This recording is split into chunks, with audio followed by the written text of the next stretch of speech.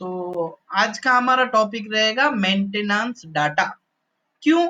क्योंकि मैं तुम्हें फिर से पूछ रहा हूं, एयरक्राफ्ट का मेंटेनेंस किसके अनुसार होता है? Maintenance programme. हाँ, गलती से भी मेंटेनेंस डाटा नहीं बोलने का। लेकिन to complete a maintenance task on aircraft और component you need what? You need maintenance data. Maintenance data. Okay, सबको समझ में आया? इतना क्लैरिटी तो होना चाहिए। ओके, क्योंकि डीजीसी का क्वेश्चन है कि वो 2-3 ऑप्शन दे देता है उसमें, maintenance data, maintenance programming, maintenance instructions. There is a difference between maintenance data and maintenance instructions, वो भी मैं समझाऊंगा। लेकिन तुम्हें मेंटेनेंस किसके अनुसार होता है तो तुम्हें बताना है मेंटेनेंस प्रोग्रामिंग के अनुसार, जो कि हमें सीआरएम में पढ़ने के लिए मिलेगा। अभी ये खत्म हो जाएगा और 2-4 दिन में। The organisation shall hold and use the applicable current maintenance data. क्या करेगा ऑर्गेनाइजेशन? कौन सा मेंटेनेंस डाटा यूज करेगा? Current maintenance data. जब भी कोई मेंटेनेंस कर रहा हो, मॉडिफिकेशन कर रहा हो, रिपेयर कर रहा हो, वो करंट मेंटेनेंस डाटा ही यूज करेगा। ओके, यहाँ पे एक वर्ड लिखा है एप्लीकेबल। इस वर्ड का क्या मतलब है? मतलब ऑर्गेनाइजेशन के लिए जो एप्लीकेबल मेंटेनेंस डाटा।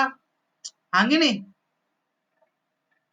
तुम मेडिसिन स्टोर में जाते हो, तुम्हारे को एक बीमारी है, तुम चाहते हो मेडिसिन दो, तो तुम्हारी बीमारी जो है उसके लिए जो एप्लीकेबल है वही देंगे ना मेडिसिन।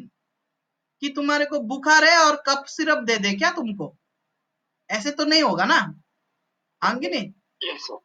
तो यहाँ पे एप्लीकेबल का मतलब क्या है, वो चीज भी यहाँ पे समझा रखा है। क्या है? Applicable means relevant to aircraft और कंपोनेंट और process specified in the organisation approval class rating schedule. Class rating समझ में आया? मैं पढ़ाया था एक दिन in any associated capability list. देखो, मैंने यहाँ पे तुमको एक चीज दिखाया था, पता है? यहाँ पे बोला था सीए फॉर्म 3 क्या है? टाइप सर्टिफिकेट है, टाइप सर्टिफिकेट तुम्हारा ऑर्गेनाइजेशन का अप्रूवल सर्टिफिकेट है। ओके, अप्रूवल सर्टिफिकेट है, क्योंकि एप्लीकेशन सीए फॉर्म 2 में भरा था, तो तुम्हें अप्रूवल किस में मिल गया? सीए फॉर्म 3 में मिल गया। और उसी सीए फॉर्म 3 में क्या मिलता है? कैपेबिलिटी लिस्ट भी मिलता है। कैपेबिलिटी लिस्ट भी मिलता है। मैं थोड़ा जल्दी पढ़ा देता हूँ क्या? चलो फिर से रिवाइज कर देता हूँ। सीए फॉर्म 2 मतलब क्या है?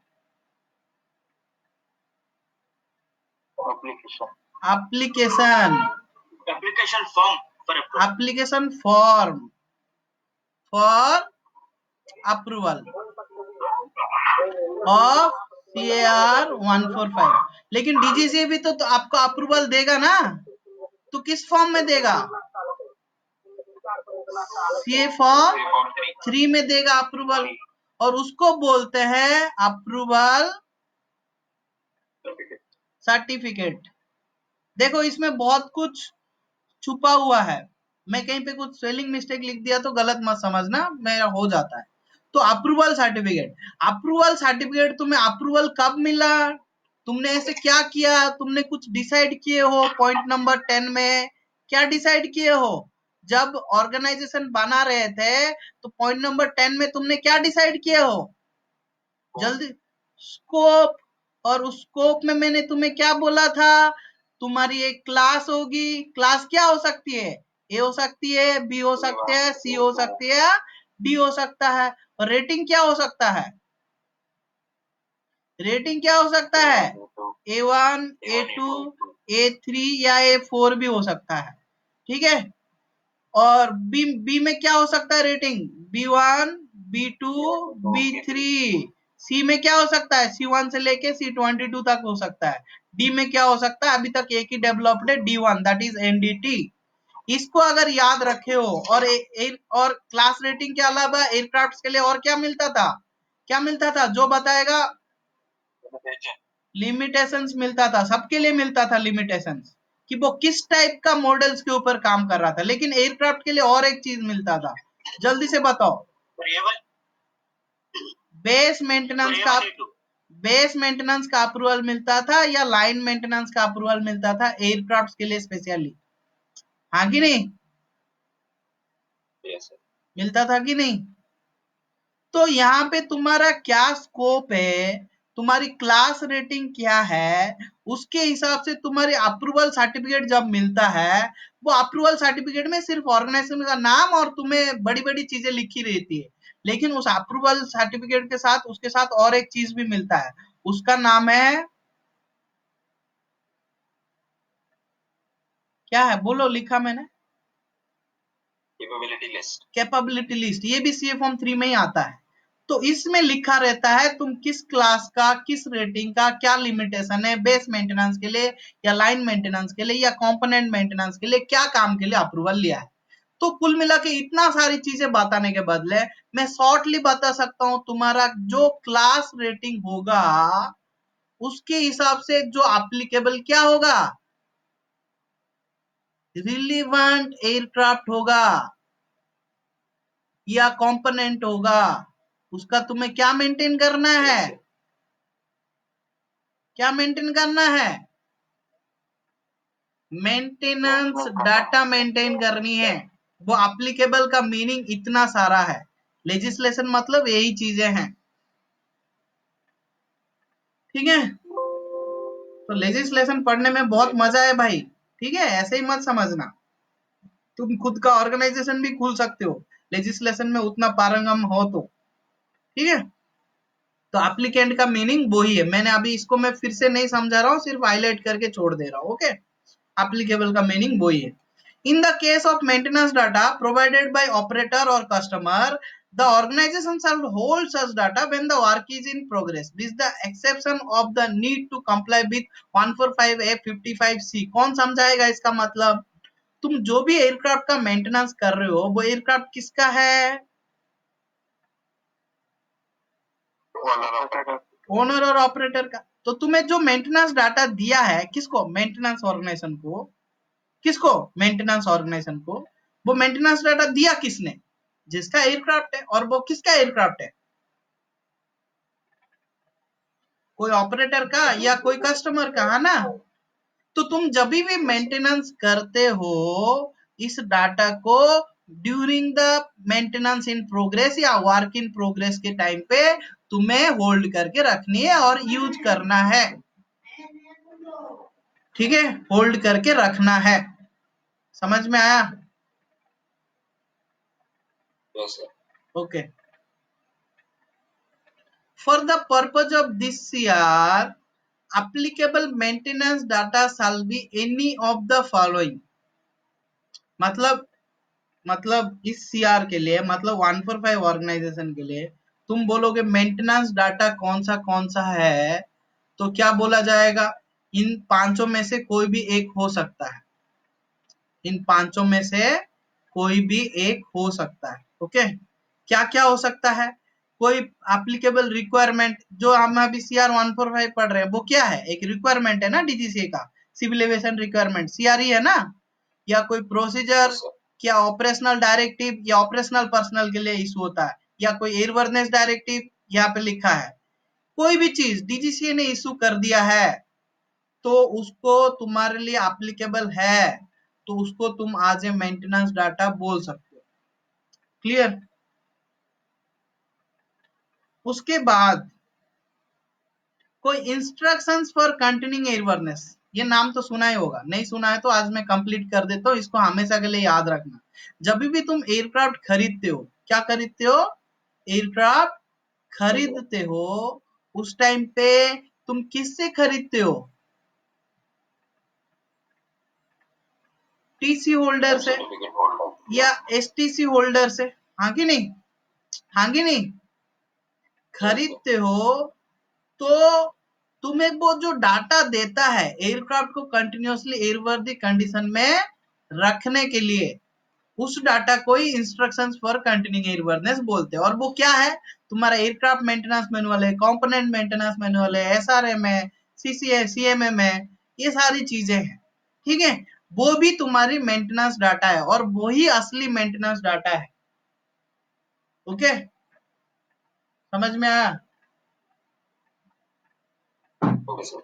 उसके बाद क्या है, any applicable standard such as but not limited to maintenance standards practices recognized by DGCA as a good standard for maintenance। देखो इंडिया में बहुत सारे एसोसिएशन है मेंटेनेंस से रिलेटेड, एयरक्राफ्ट से रिलेटेड, मेंटेनेंस प्रैक्टिसेस से रिलेटेड। उन्होंने कुछ मेंटेनेंस से रिलेटेड रिसर्च करके डाटा निकाला। जैसे इंटरनेशनली एक ऑर्गेनाइजेशन का नाम बताओ, उसका नाम है इकाओ, हाँ कि नहीं, उसने कुछ निकाला है। या इंडिया में बहुत सारे ऑर्गेनाइजेशन है, एचएल वगैरह है, या कोई एयरक्राफ्ट का एसोसिएशन है, तो उन्होंने कोई डाटा निकाला है, ये स्टैंडर्ड को फॉलो करेंगे मेंटेनेंस में तो बहुत अच्छा है बोल दिया है, तो तुम क्या करोगे, उसको फॉलो करोगे। लेकिन कब, डीजीसी ने जब उसको रिकॉग्नाइज किया होगा।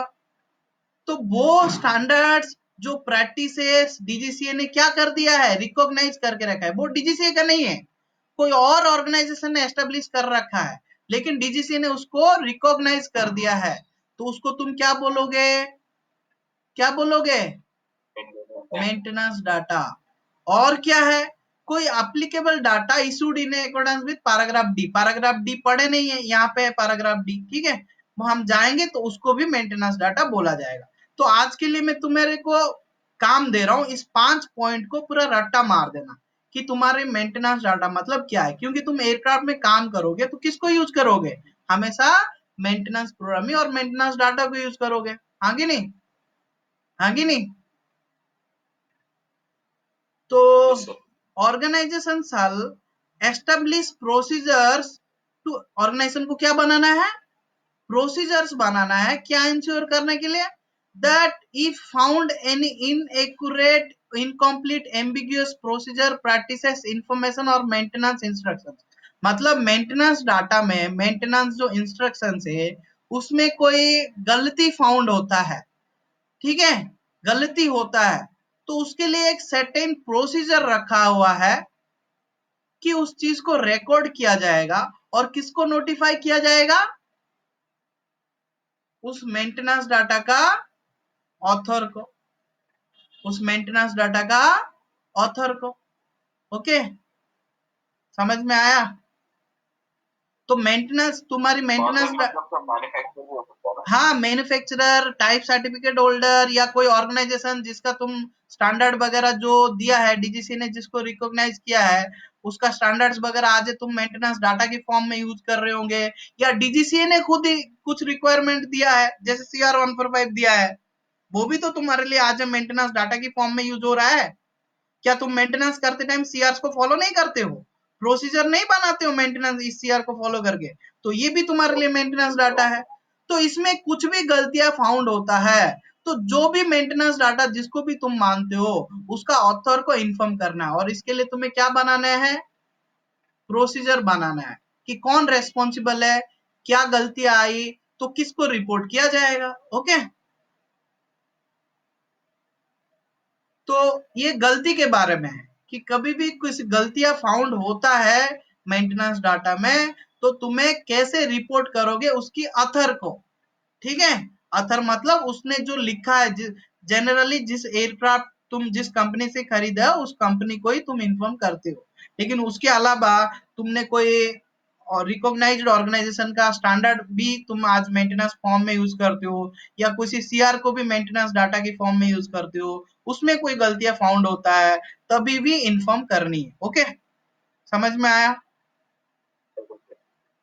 उसके बाद आते हैं ऑर्गेनाइजेशन में ओनली मॉडिफाई मेंटेनेंस इंस्ट्रक्शंस। देखो मेंटेनेंस इंस्ट्रक्शंस, मेंटेनेंस डाटा नाम ले रहा था, अभी मैंने मेंटेनेंस इंस्ट्रक्शंस का नाम लिया ना, तो maintenance instructions means instructions how to carry out particular maintenance task.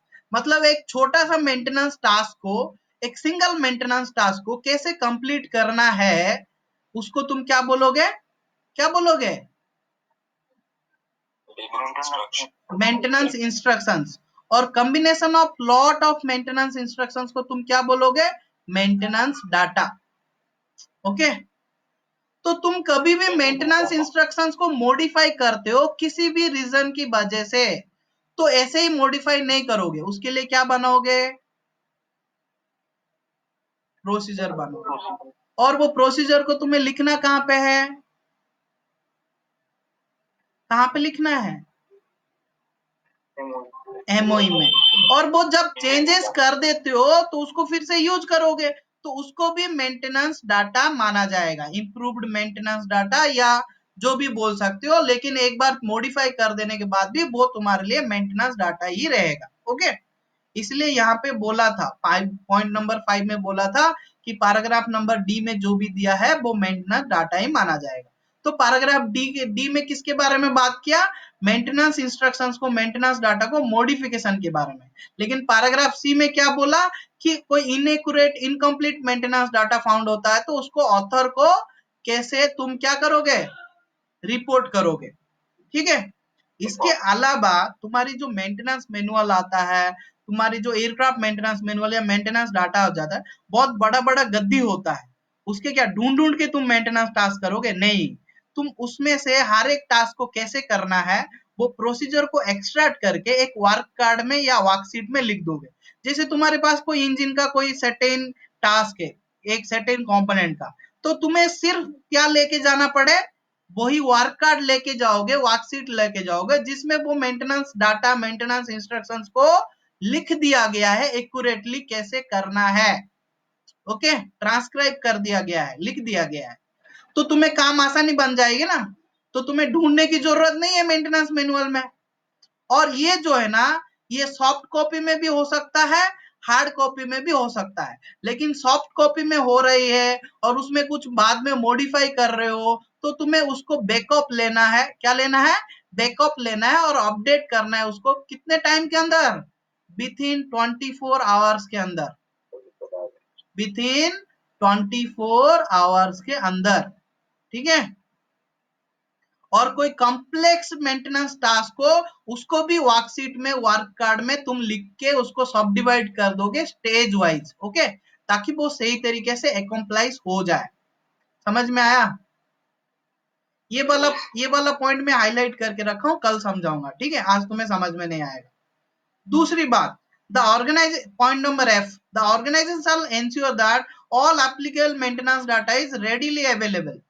जो भी तुम्हारे लिए मेंटेनेंस डाटा है रेडीली अवेलेबल, ऐसा नहीं ऑर्गेनाइजेशन की अलमारी में पड़ा है और तुम इधर मेंटेनेंस कर रहे हो, ऐसा नहीं होना चाहिए। ठीक है, और 30 सबसे लास्ट बात है, जब भी तुम मेंटेनेंस डाटा को यूज करते हो उससे पहले तुम्हें देखना है वो मेंटेनेंस डाटा अपडेटेड है। ठीक है, मैन्युफैक्चरर से, डिजाइनर से नया नया चीजें आती रहती है, तो वो अपडेटेड है। ओके, और इसके लिए किसी पर्सन को रखना पड़ेगा ना रेस्पॉन्सिबिलिटी, कि एक प्रोसीजर बनाना पड़ेगा वो अपडेट हो रहा है कि नहीं, तो किसी को रेस्पॉन्सिबिलिटी देना पड़ेगा, और इसका प्रोसीजर जो है कहाँ मेंशन रहेगा, एमओई में। ठीक है, समझ में आया। तो ये था मेंटेनेंस डाटा की रिक्वायरमेंट। उसके बाद मेंटेनेंस डाटा की एएमसी शुरू हो जाता है, कल पढ़ेंगे। आज के लिए मेरे हिसाब से इतना सफिशियंट है, क्योंकि मेंटेनेंस डाटा तुम्हारी काम करने की पॉइंट ऑफ व्यू से भी बहुत इंपॉर्टेंट है। तो कोई डाउट है तो पूछ लेना, नहीं तो आज मैं तुम्हारे को काम दे रहा हूँ कि तुम मेंटेनेंस डाटा की A B C D E F G तक जितना भी रिक्वायरमेंट है उसको पढ़ के याद रख के आओ, तभी तुम समझ पाओगे इसका AMC up to G point तक जो भी समझा है। कोई डाउट है, कोई डाउट नहीं है, ठीक है, तो आज का क्लास इतना ही। ओके, आज यहीं पे एंड करते हैं। Okay, good night.